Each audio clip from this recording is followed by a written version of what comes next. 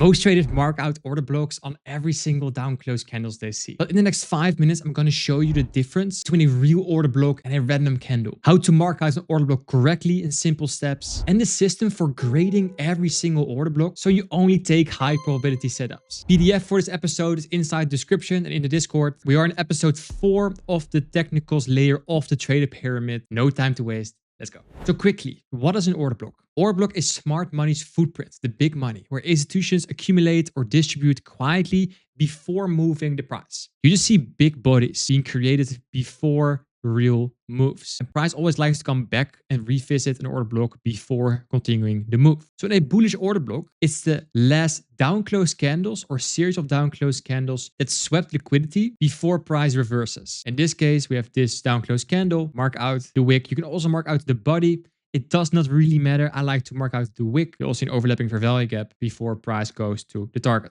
A bearish order block is the last series of up close candles before the move lower. So you see here up close candles. You can mark out the wick or the body and you see the price taps into it before trading lower. And bonus points here is if the order block is formed at a key level. So this is, for example, a higher time frame fair value gap or an old higher time frame high. That's when it becomes higher probability. So the more confluences are available, the better it becomes. And that brings us to the grading system. We have 4 different levels. We have A+, we have B, C, and D. And the goal is, of course, to just trade as many A+ order blocks as possible. But what are A+ order blocks? A+ order blocks is that there's not only an order block, but there are more confluences available, like a liquidity sweep, like a market structure shift, inside a kill zone, the New York Open, and an overlapping fair value gap. So in the example here, you see that we have an old low in this example. There's a liquidity point before we start trading higher. And here we see that there's a liquidity sweep. Then there's an order block created. The order block is created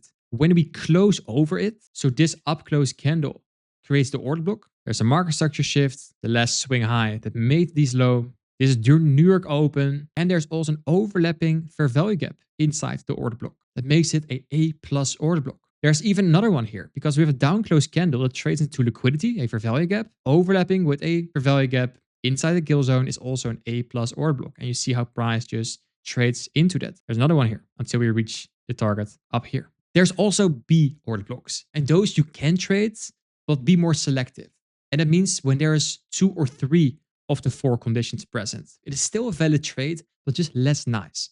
So in this example, there's no market structure shift, but still price delivers to the target. So you can keep your risk the same, but be more patient. Let the setup come to you. So we have the last down close candle that swept liquidity. There's a liquidity sweep. There's an order block created. There's an overlapping fair value gap during the New York Open. And see the price trades to the targets. And what are the targets? Those are these highs. Failure swings. That is a B quality order block because there's no market structure shift. The market structure shift is here, the last swing high that made the low. If you wanted to wait for that, you could only take your trade right here. Then there's C order blocks. Here you need to be careful. This is danger territory. Only one condition is present. It's becoming a low probability setup. So here there's a liquidity sweep. There's the last down close candle before that move. So here's the order block and we tap it. We trade higher. But because there is not more present, this is out of kill zone. There's no market structure shift because this is the last swing high. We don't close over it until we are right here. And then we already start trading lower. So when the order block feels random, it probably is. And there's the D setup, just a random down close candle in a random structure, no liquidity sweep, no structure shifts, no kill zone over value gap. And yeah, then you just deserve to lose the trade. And skipping the C and D order blocks is a skill by itself. So here you have all 4, the A, the B, the C, and the D. And the rule here is only trade A and B.